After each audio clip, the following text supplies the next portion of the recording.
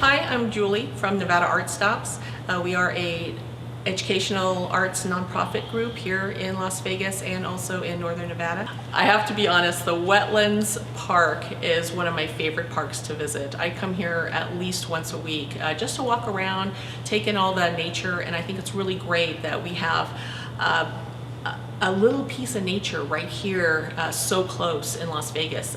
The art project that we're working on is actually my partner Debbie Lambin's special projects. She has created out of a book a scenario where there's a little girl swinging on a tree reading a book, and there's a whole bunch of pollinators like bees and birds and butterflies all flying around her.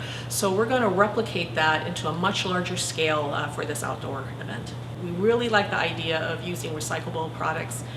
We want to make this a more sustainable world, and we want to do it through art.